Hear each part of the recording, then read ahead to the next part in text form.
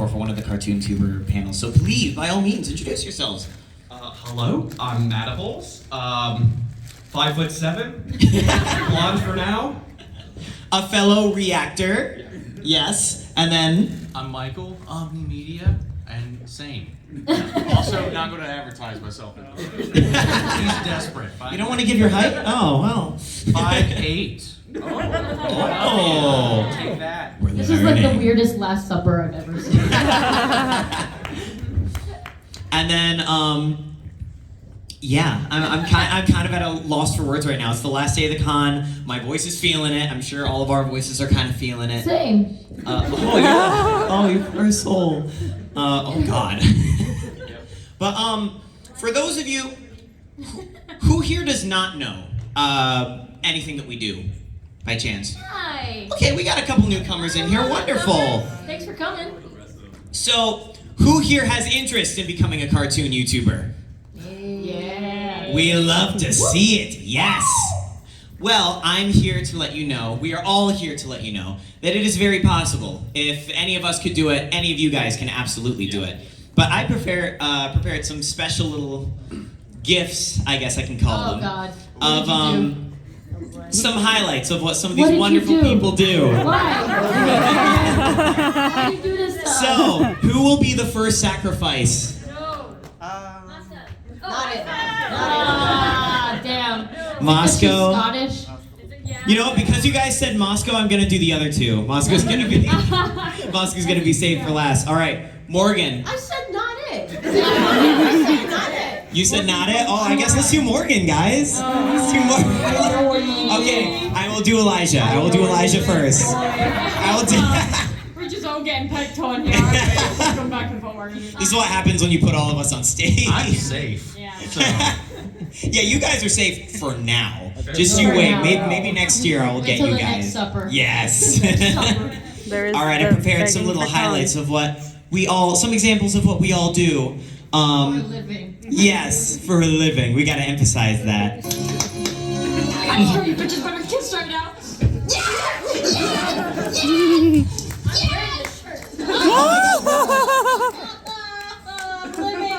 I'm living.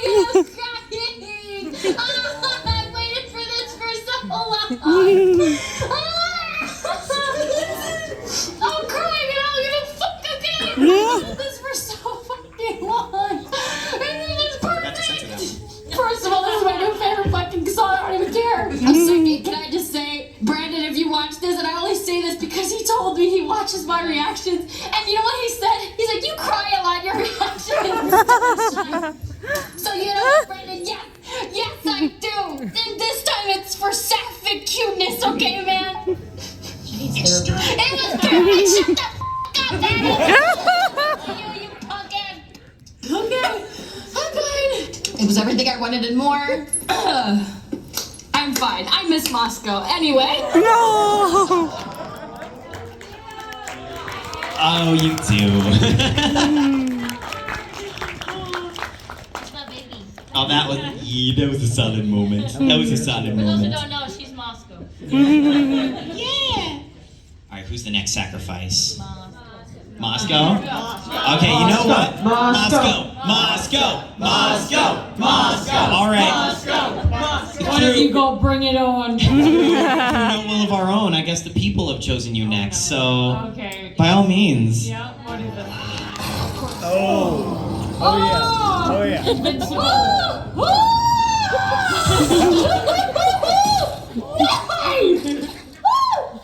Please stop. Just no coughing. None of the coughing. None of the coughing and gagging and stuff. None of that. You can just die.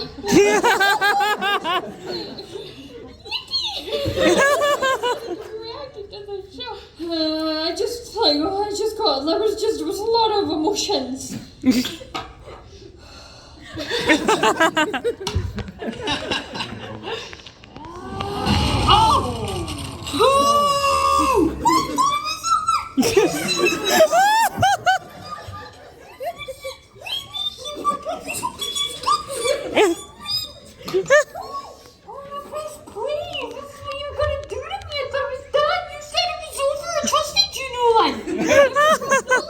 This guy's about to fight like holding his guts in. I don't know how much you can react to. Hamish, your services are required, buddy. I wish you didn't have to see this, but I need you. No. I don't wanna. That's invincible. Invincible does that to you. Suffering for the greater good, we all appreciate. Thank you. I gotta say, your highlight is definitely like a very different vibe from yeah. Elijah and Morgan's. Oh, I bet. I'm guessing Morgan's is probably something else. Speaking of Morgan. Probably something with a punching bag. Morgan. All right, you're up next, buddy. Roll the clip. Oh. Hold on, I got it. I don't mean to do you like that. Okay, now we'll roll the clip. Oh, you look so sad. I love you, Raps.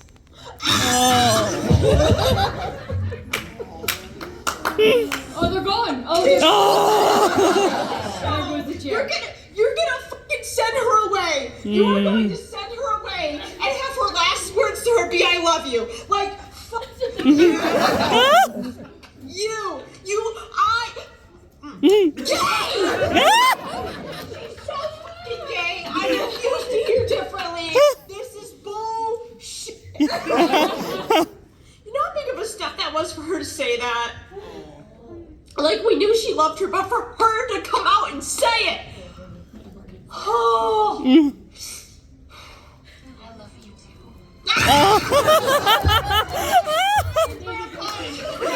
I'm fucking tired. Tangle hit you with the 1-2. Morgan, do you need a hug? I was so queer baited in that show. Oh. Have dreams about it to this day. Yeah. Or nightmares? Queer nightmares, yeah. Queer baiting nightmares. Queer mare. The worst ones. Queer mare. That sounds like a Reject My Little Pony character. Whatever happened to Queer Mare Moon in season 1? The real antagonist of Equestria. The untold story. Oh, so while everyone here does reaction content, I gotta say I'm a bit of a standout because I do abridged dubs for those of you who do know me. But I can say that I get these lovely people involved in said dubs, and we make some chaos together. So here's some examples of that happening. You see that robot over there? Oh, why, hello. Hi. He looks a little down in the dumps. Why don't you give him a hug? Oh, my God. No, I Hug him. should No, you should hug him. I'm gonna hug him. Those who are not taking these tweets seriously will be dealt with as traitors. There. That should shut them up. Oh my God, the Emperor's a snowflake. I knew it. He was never a big fan of Grab-On anyway. Hunter. What is a grab-on? Grab on these nuts! Oh, Charlie, I have an idea for a game. It's called hide and seek. I hide, and you seek professional help. Let me do some retro. Get the hell off of my roof. I'm not a freaking bird, bruh. Of course not. You're not just any bird. You're an endangered species. If I were you, I'd take the breadcrumbs. They will be the last you'll ever have. Dude, I'm not a bird, Alistair. Look at what I'm gonna do. Haha, very Oh, fun. I'm gonna- I will sell you to GameStop for $1. We could do something a little less insane. Good suggestion. How about instead we all go to Tampa, Florida? All right, don't like that one. How about we all go to Detroit? What would you do if I abstracted tomorrow? Oh my God. I move on. Why kill human souls when with my hotel they can be redeemed and join you? And I'm gonna stop you right there. Yeah, we don't want the Hellspawn joining us. Trust me, St. Peter hates the brimstone on the floor so much he put that shit in his song. We don't want to deal with your You cat. don't want to deal with your kind. All ears, edgy bitch. I ship. Do you need some water? What? No!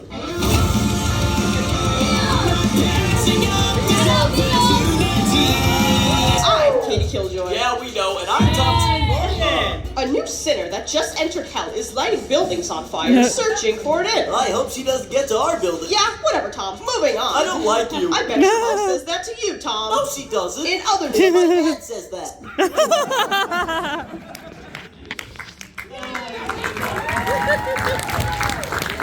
So that is an example of the buffoonery that we get up to on YouTube. Also, yes, we only said it briefly, but for that one song segment you guys heard, my friend Meals right there with the blue hair. Yeah, Meals, stand up. He's the one that produced that song. We have original musical numbers in the series. Meals, you freaking rock. Credit where it is due to these wonderful people. Now comes the fun part of the panel. We get to yap about what it means to be a cartoon tuber and how you guys can start your own and find what you like to do and make it your job and make new connections, do stuff like this, because believe me, it still feels crazy that we get to do stuff like this. But I don't know, I think I should honestly pass the baton to one of you guys. Like, what do you think? Sorry. What is happening over here? Oh, right, I'll put up the picture again. Here we go.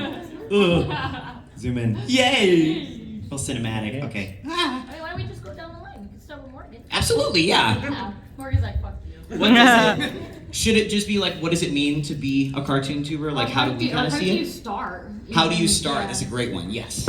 Okay. So how I started was I was working overnights at Lowe's, and I was like, I have a lot of free time during the day.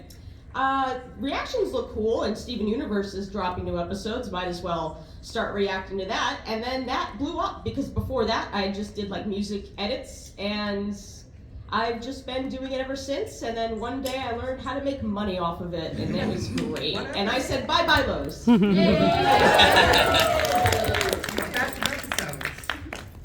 Which episodes were dropping?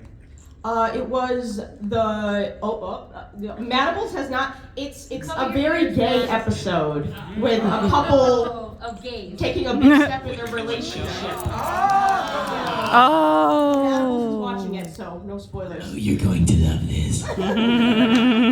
I still do normal stuff during the day. But I could, but I'm too afraid. No. Mine started simply just because after a point, you know, for me, well, I mean, we're all kind of in the same age bracket for the most part. There's just so much stuff these days. There's not enough time to talk about it, not enough time to get together with your friends to talk about it.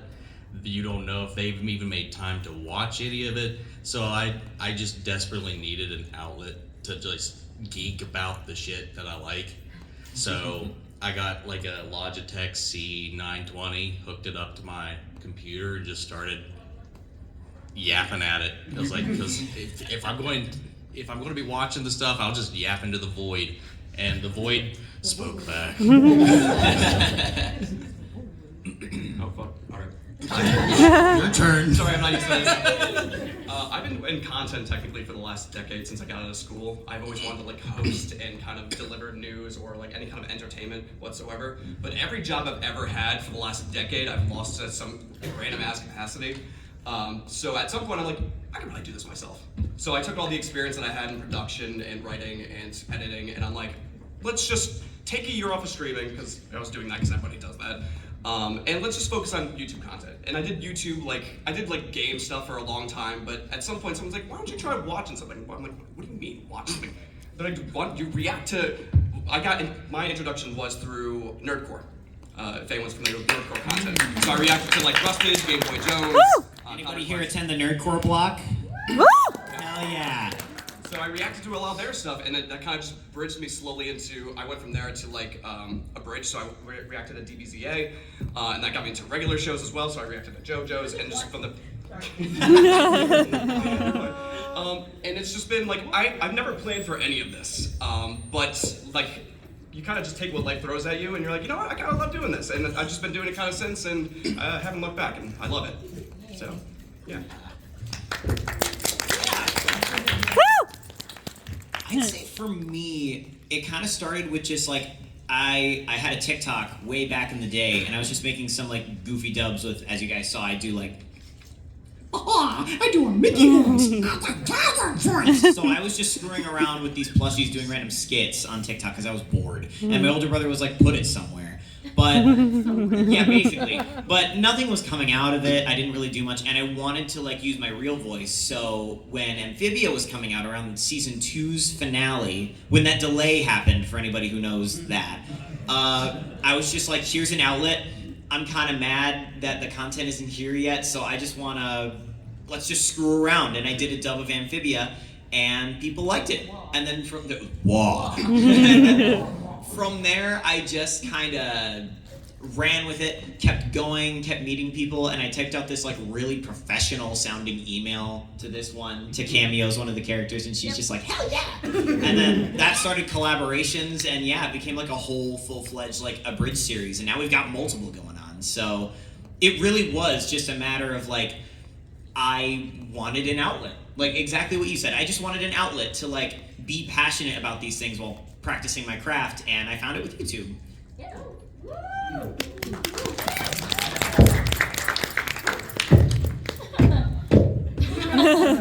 It's like echolalia, but like physical. Physicalia, I don't know if that's a word. It's been a long Let's weekend, make it guys. mumbly. My voice hasn't made it, and neither has my 2 brain cells. Yeah, I mean, like, for me, it was, I was working 3 jobs at the time, and I just, like, I had been watching reactors online, and I remembered that I wanted to get into YouTube. I had tried it before with other things, and they didn't stick, and the acting stuff that I was doing wasn't really going anywhere. So I was like, well, I like watching cartoons, and like I like watching these guys, so you know what, maybe I'll give it a shot. And let me tell you, I didn't have any fancy tech. I had my phone. So all my beginning videos was just putting my phone on a tripod, using the phone's microphone, the phone's camera, and a lot of my beginning videos were just done on there. And then thankfully I reacted to the Owl House, which is the first episode I reacted to was Wing It Like Witches, which is such a great episode. And thankfully it was a popular show, and it helped kind of boost the channel and take off, which I had no idea it would do. So yeah, I mean, I think the thing we could take away from this is that there's no better time to start what you want to do except for now. You know, you'll never feel ready, you'll never feel prepared. So don't wait for that. Like if you've got an idea, if you want to express yourself, if you want an outlet to geek out and do what you want to do, if you only have a phone, if you don't have fancy technology, you don't need it. You know, you've got your cool personality, you've got your cool ideas, get it out there. The people will find you, your people will find you, fans will find you, and you'll find that you're growing something really cool and meet a lot of other cool people who like the same things. So I just do it, honestly, because I mean, every single one of us, our start is we just did it.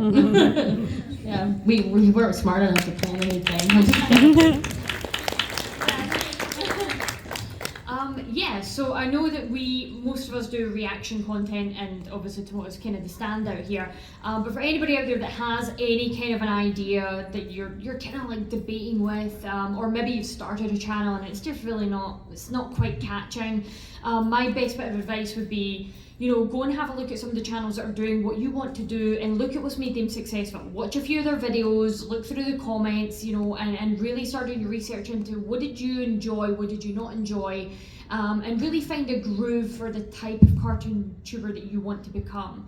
And then when you get started, like, you know, Elijah was saying, you don't need the best equipment, you can just get started, just start doing it. And I know that a lot of YouTubers will give you this advice, and it's to be consistent. It's very easy to start uploading videos, do it for a month, then give up. We've all been there, believe me or not. I had an old YouTube channel called Wee Scottish Lass that managed to reach about 85,000 subscribers, and I was not making any money off it. It was becoming such a drag on my life. It was impacting me mentally, and I eventually was like, do you know what, even though I built up a sizable audience, I can't make a living off this, and it's not sustainable anymore. So I scrapped, I like put that to the side and was like, let's start again with something that I love. Find something you enjoy doing, because if you're really going to go for this, just keep in mind this could be your future, and you might be stuck doing it for a while, because I will say the algorithm is very unforgiving for people that want to change their content.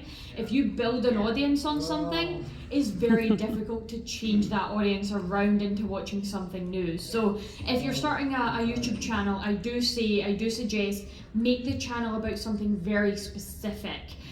Because it's called a YouTube channel for a reason, you know, so a bit like a football channel or a horror show channel or like stuff on TV. Pick a topic, stick with it, be consistent and keep going, and that will be my best bit of advice about how you eventually take it off.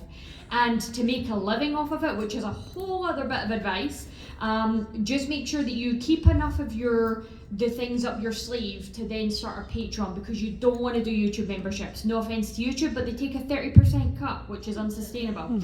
Patreon only takes about an 8% cut, so you really want to build up your Patreon. Plus it's free to open at the beginning. Go Patreon and also promote it in every single video that you do in some way, shape or form. Make sure you've got some content on there that's exclusive to bring an audience over. That is how you will make this into a career.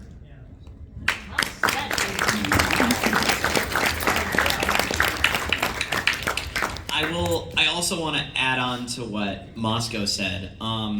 It is true. It's very hard if you like get locked into something and you start building your audience around it if you do want to change it.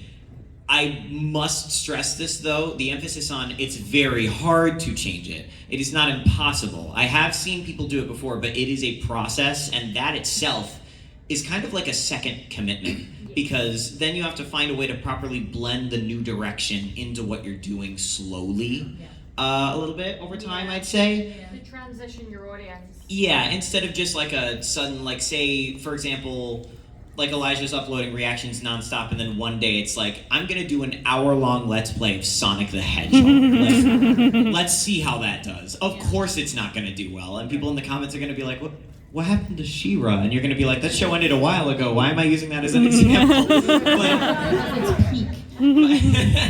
But like, it is possible, it is just very hard. So like, you're not fully stuck, but I fully agree with what you said. I'm saying fully a lot. Just find something that you are really passionate about, for sure. Because yes, that will be kind of the thing for a very long time. But we all love it, so. Also, I thought that it would be a good idea to give some advice on like some, maybe not like programs, gear that we use, maybe some little tips like that, but like things that people could use when they're starting off. That aren't too difficult. Do you guys have any kind of suggestions on that? I would say DaVinci Resolve. Yes! For everything. I love DaVinci Resolve. For free options, it's fantastic. Yeah. It's even better than like Premiere Pro. Like, I can't stand that thing. That's what I use. We all hate Adobe. Oh, yes, right. I have this as a thing in every panel. I must make it known. Screw Adobe, screw AI. Yep. Woo! I don't have the paper with me, but there's a petition going on actually. Do you have one? I don't have the flyer, but I have Okay, after the panel, if you want to share it with people, check this petition out. It is to sign up to say basically like fuck generative AI. So In the animation industry. that's right. Heck yes, real animation. If you guys want to sign that, check her out after the panel. But yeah, I made it a thing that must be said at every single panel I'm on, at least once. But yes, DaVinci Resolve, fantastic. It is completely free to use, and it gives you all the tools you need to learn video editing, because I'm self-taught. You mess with the program, but it's completely free. But if you want to, and you see yourself getting better, and you want to go deeper into this, it's a one-time payment of $300. You get the license to use it for life on 2 devices. So it's just yours. There's no like monthly anything like that. So that is like one of the most phenomenal parts about it. Hi. What about recording software? I still use a bloody webcam. It works for me. Yeah. So, Yeah. It's like what, a Logitech? Yeah, it's like I think it was the one that actually Michael mentioned earlier or something. Like somebody mentioned, I think, that one of the cameras. Yeah, the webcam. Logitech C920. Yeah, Got it's me through like on the a lot. 920 or so. It's like the 9 one. Yeah, that's what I'm on. Lighting. Works. Like investing in good lights will save you money on a camera. That's a huge thing I learned later, is just being able to tweak the settings and just make sure you're well lit, because you could, as long as you have good lighting, you can use like the cheapest camera and like get some decent picture out of it.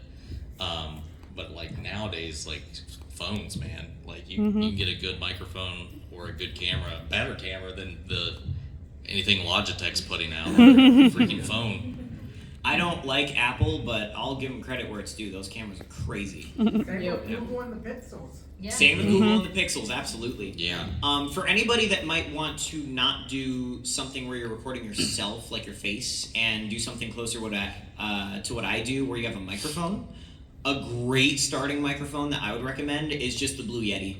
I'm sure everybody here has heard of one. It's just USB microphone, plug and play, open up Audacity, that's a free software for recording, and you are good to go. The Snowball, the smaller, cheaper one, has a couple... Jesus. Yeah, that one has a That's couple why it sounds hiccups. so terrible. You shush. The recording environment is definitely important too, because if you're just recording in the middle of your kitchen, yeah, it's gonna sound pretty trashy. But if you have just like some sort of padded environment, then yeah, honestly, just any Blue Yeti mic is great. They're cheap, they're effective. You do not, and I cannot emphasize this enough, if you guys want to do this and you've never tried it before, please don't spend like over $1,000 or something on some crazy gear, only to find out after recording maybe this isn't for you. I have heard people that have come up to me and said that they've done that before, and it is just, it hurts your wallet. You don't want to do that. I wanted to like give a little sidebar to the Yeti as well, because it's like I had to double check. I was like, a good condenser mic as well as an alternative is the Audio Technica 220. Yes. That's a great starting condenser mic that'll get you through a lot as well. I had a Yeti starting off. It was great. It did its job. I had a lot of problems with it personally, but either one would really work. I mean, at the end of the day, the hope is people are going to be there for you. So as long as you're there, I think a lot of the time the technical element of it isn't going to be the thing that takes away a lot. It's going to help ease people into the content, but for the most part, the hope is to garner that attraction, that attention, that audience yourself. But Yeah. I think a lot of people get hung up on the what do I need to have to start, and at the end of the day, I think a lot of the time, and I think that's like a self-reflection kind of thing, is like at the core of it all, you are kind of all you need to start. As long as you have like the base elements, I think you have what you have. You just have to push through and do the thing, and that's a hard hurdle to get over. Is the motive, like hitting that hump, getting over that speed bump of actually hitting the record and going. One thing that I like to do too. Sorry. How dare you do your job? I use OBS for my recording stuff, and one of the biggest things that I learned that helps me significantly is doing a so it's 1920 by 1080, but I do double the width, so it's like 3840, I believe, and then you can basically have your full webcam camera and your full capture for your visuals, and then you can basically crop them to be whatever size you want them to be. You can even take it off the screen, you can put it on the screen, you can make it full screen, but it basically just gives you more creative options for kind of making it look more professional, or just in general kind of customizing the way you want it to look. Yeah. OBS is another great free bit of software that you can use to record your screen, record yourself, stream. If streaming is what you're wanting to go after or something, like OBS, it's a bit finicky and challenging to learn. And I hate audio. YouTube tutorials on how to do it. There's so many good YouTube programs out there. I will say when it comes to audio is a bane of my existence. So the peaking. I hate all of it. Especially when we're emotional and scream. I'm sorry to anyone that had their earbuds blasted out with a clips blade. The wonderful word peaking. It scares us all to the core. Yes. So I would say OBS is a great bit of advice as well. And my other bit of advice is don't be scared to sell yourself if you need to as well. And also, this isn't going to be for everybody. Some people might start this, give it a try, like Tomo was saying, and realize, it's not really for you. So definitely do not buy any majorly expensive equipment. Give it a try first and see how you feel, get a feel for your audience, and then take it from there. And then I think the best way to end this specific piece of advice off is just people will watch it not because of how it looks, but they'll watch it because of the personality. Like what you said, you need to kind of sell yourself. You need to show everybody kind of what you bring to the table, and instead of just mimicking something, just kind of enjoy bringing your own flair. Like if you like a specific type of joke or you want like a specific ongoing gag throughout the videos, and even if nobody really mentions it and you just love it, do it. Especially since it's the early stages of the channel. Throwing everything at the wall to kind of see what sticks is like, this is the perfect time to do it. Which I think is the most fun, because this means that you are just in the experimental phase. You can kind of go any direction really. And something could stick that you didn't even think people would like. And then all of a sudden you're like, you know, I really like that too. That's how I started doing the musical numbers. And that's just because I befriended a lot of people in the nerdcore space who do songs. And sure enough, I'm just like, okay, this is amazing. I want to continue. Make sure whatever you do find though, make sure you do enjoy it, because I have a few YouTuber friends that are still stuck doing the Scottish thing that I met back then, and they're not happy where they are right now.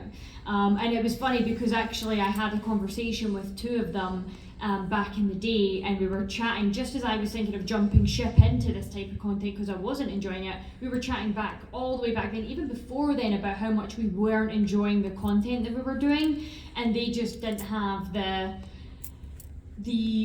soul to jump ship, I will say. And so now they're still stuck kind of doing stuff that they're not happy with and they're not really proud of and they're not enjoying. Like sometimes they get really down in the dumps about it, and meanwhile I've now found my space and found everything. So definitely make sure that don't go chasing what works if you don't enjoy it. Mm-hmm. Make sure you enjoy it too. But, and I can't stress this enough, this is an extra little thing.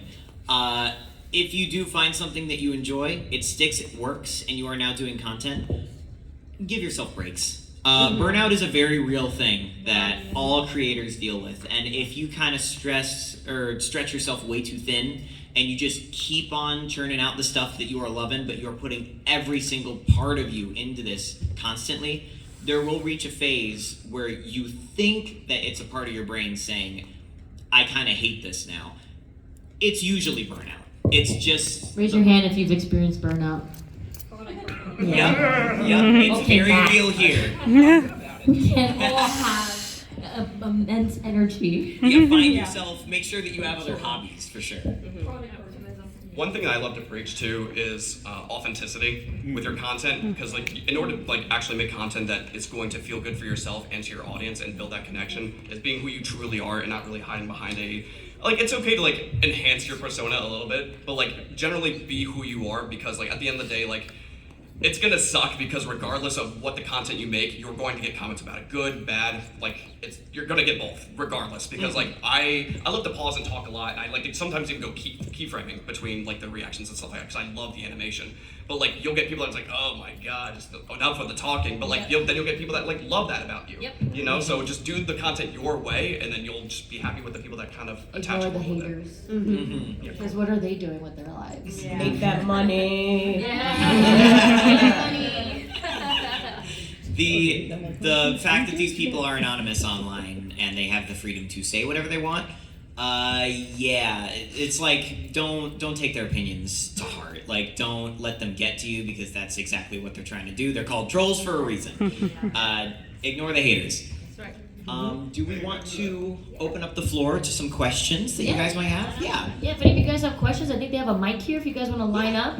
And we will answer whichever ones you've got. Yes. You can ask all of us, you can ask individuals. Lots of questions. This makes me happy. Say with this one here, this one is not on either.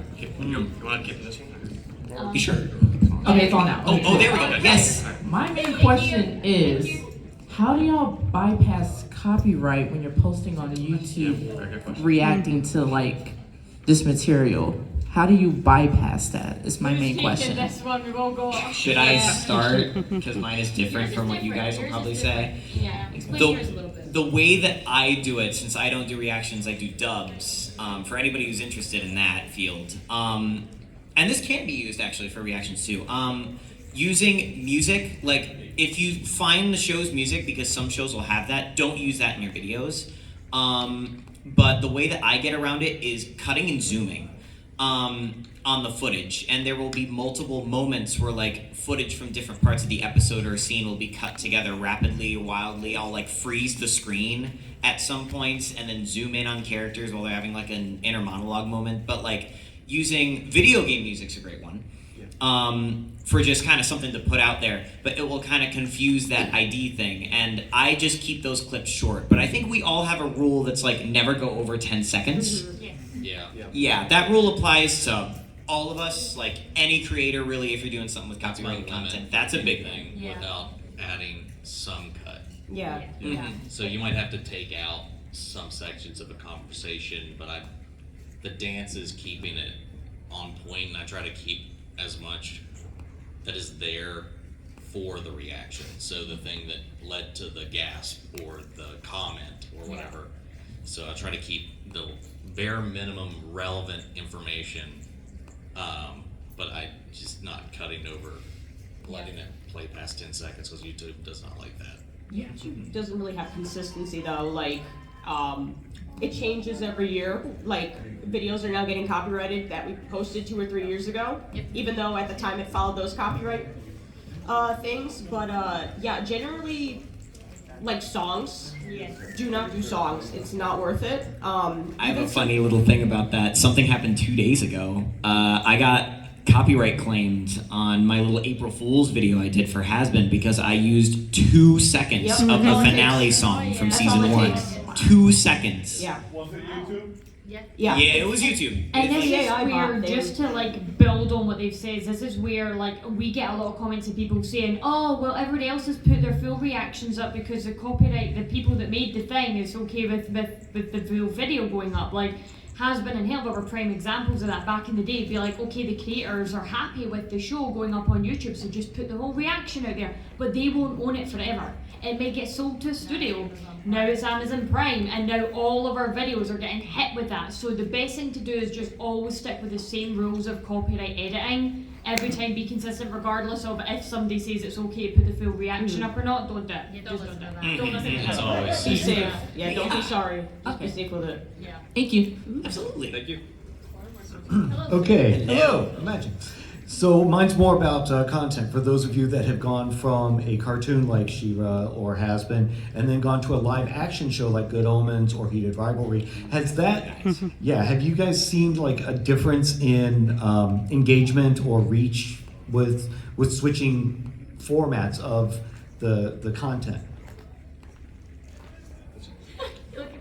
I mean, I think for me, I think what helps is that a lot of my audience and people who just come to my channel know that a lot of my shtick is gay shit.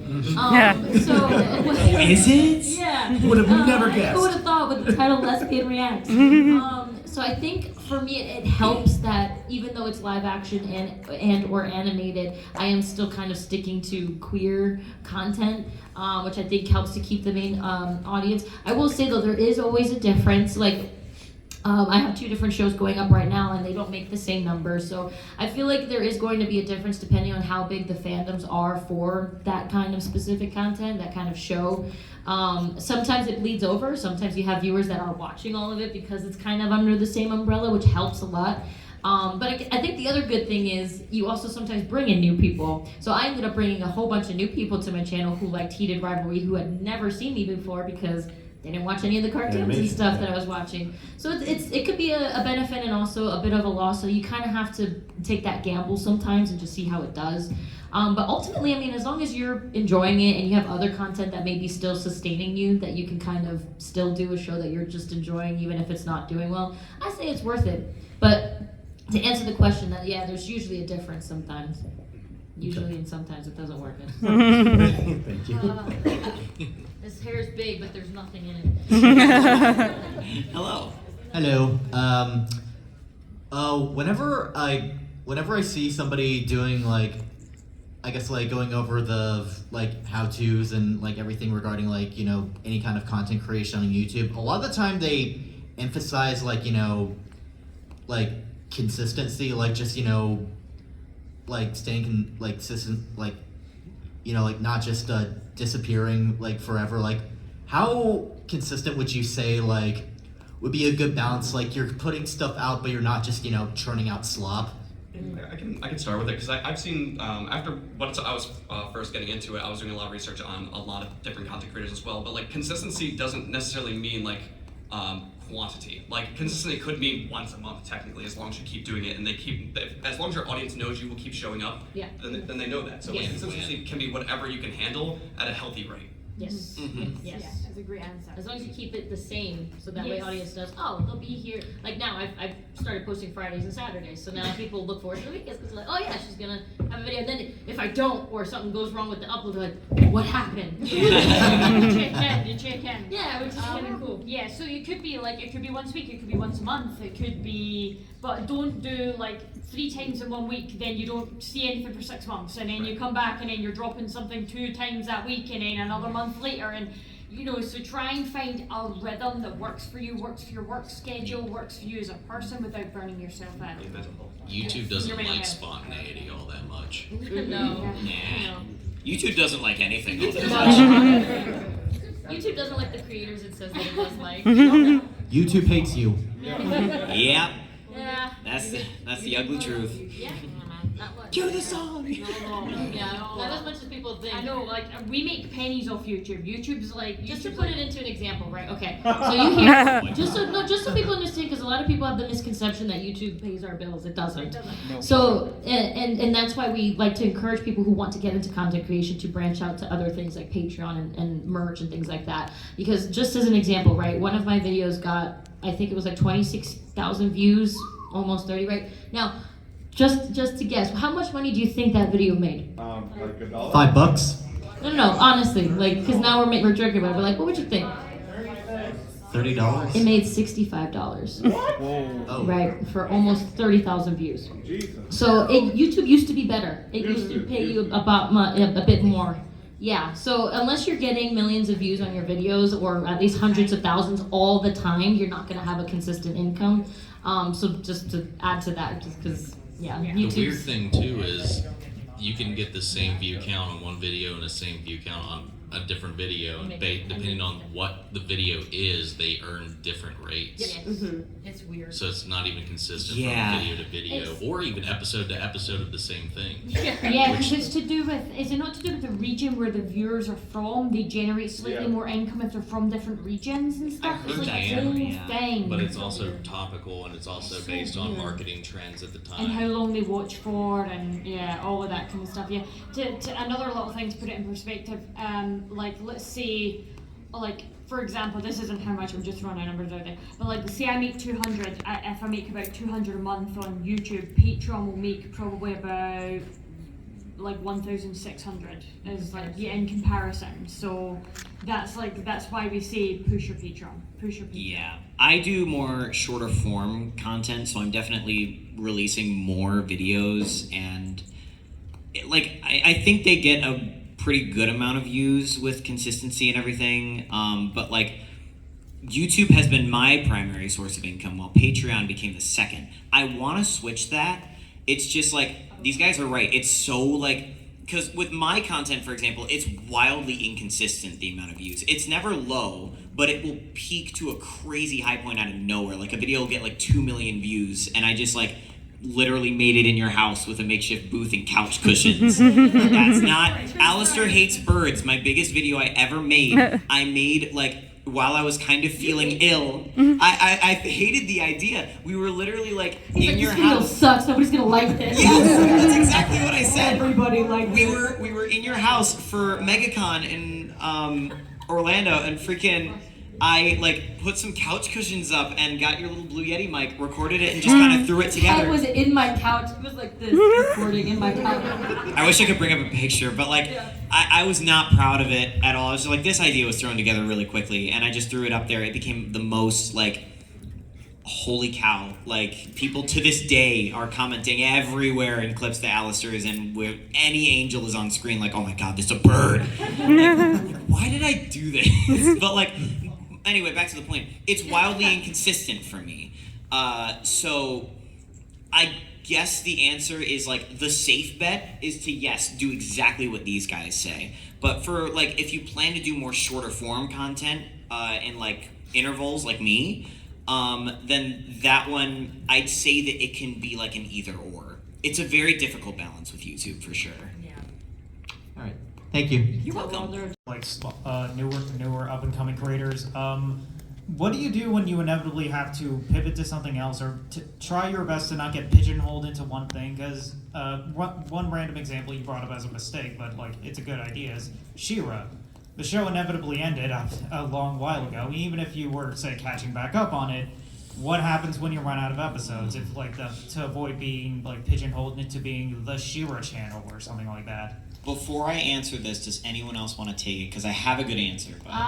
My answer would be ask your audience. Is one of my big things. So you will have it used to be called the community section. It's now just called posts on the YouTube channel.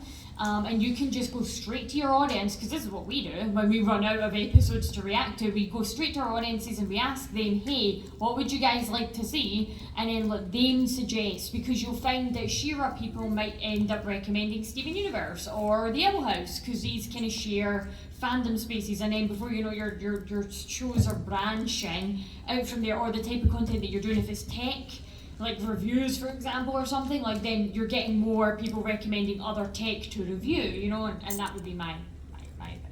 I think, are you asking for like going to just a different show or going to a different like medium, like doing a different thing? Well, obviously people are going to branch out at some point. Like eventually you're going to run out of either due to like wanting variety on your channel, or just, you know, inevitably running out of the thing to talk about.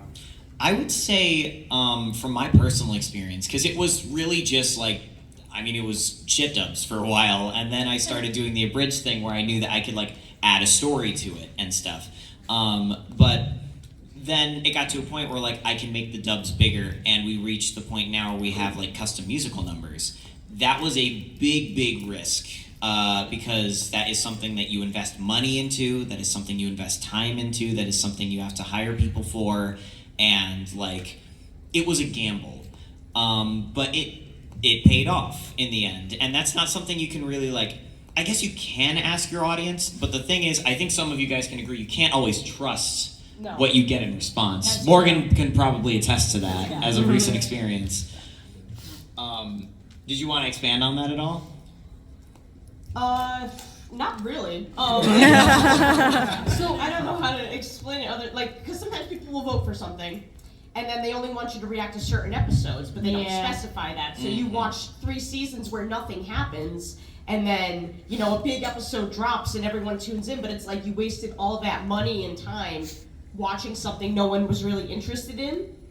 Except for the highlights. Yeah, so like a lot of the time we won't even get to the good parts of the shows because they're not performing well enough to where it's worth paying the money to have them edited. And if they don't make that money back, you're losing money, and it's just not really a good like business venture. So you can't always rely on what wins in the polls. It's when you say different, are you talking like from gaming to cooking? Are you talking like that level of a swing? Not that big of a swing, obviously. Can you give an example? I don't know. Just I run a gaming channel. Like I think going from one, say, genre of a game to another genre of, say, multiplayer to, I don't know, like turn-based strategy or something like that. Yeah. Okay. Alternative kinda. You can kinda trust it. Is like YouTube and the analytics will have a section where it tells you what your audience is watching.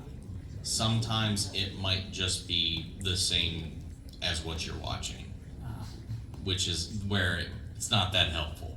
But if it's recommending, oh, they're watching this channel who's watching something different, it might be something to look into, because if enough of them are watching that other thing to trigger it, or if it's just adjacent, like, you know, Yoshira, like something, I mean, I can't pick up a show off the top of my head, like Owl House or something like animation, like if you want to lean into that pocket, it's a new show, you can just kind of like, it's more of a, than a actual pivot. Yeah, if you're going from one wildly different thing to another though, and this isn't coming from me, this is coming from a YouTube representative themselves, because back in the day YouTube used to do panels and events and things, and we got invited to a few of them in the UK. It's called a YouTube channel for a reason.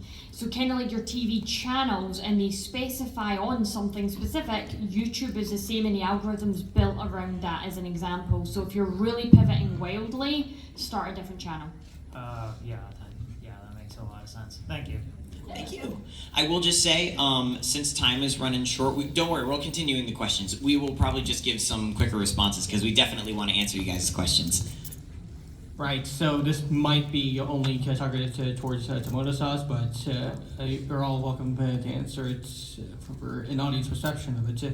How do you balance fast comedic timing with emotional moments?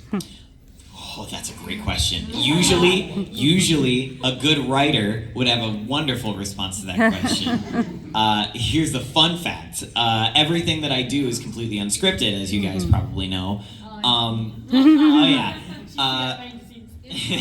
But it comes to me in the moment. So like for the story, I think I just have some beats of like the jokes that can be expounded upon later on.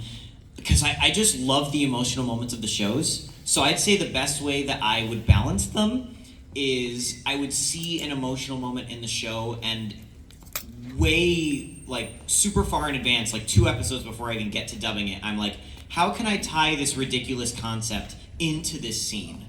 A good example would probably be Angel Dust in Has-Been. I was going to use an amphibia example, but no spoilers.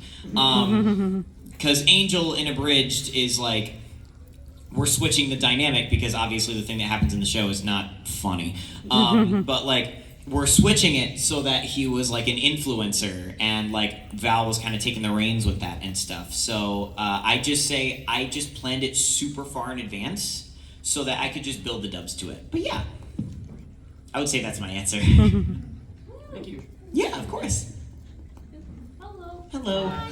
I wanted to give a big shout out for See You, Elijah, because you were the one who got me into Owl House. I absolutely loved it. It's a really, really good show. But my question was, I just started working on an animated short film, like my first one ever. It's a silent animated short film. Cool. Do you guys think there's a bigger chance for smaller indie creators to like get a bigger following now that there's a lot more platforms and like ways to get people involved? Yes.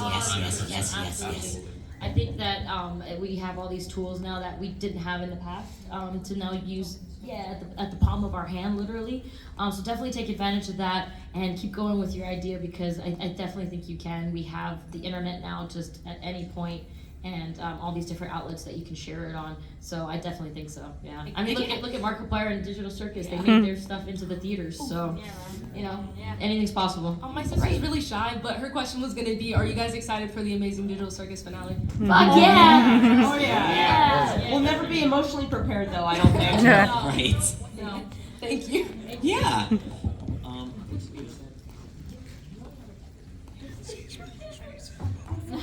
Was that time for us? Is that the okay? I'm so sorry, folks, but unfortunately we have been timed out. Listen, thank you all so much for coming. Thank you for all who visited our booth. By the way, this was our first time being Heck guests. yes. So we just want to thank you. Yeah. If you want to follow any of us, that is Morgan Reacts at the end on the socials. We have Omni Media. We have Matables. Tomotasauce, Not Savage Fangirl, and We Laughs Reacts. And you can find us on any social media. Thank you guys so much. Thank you all.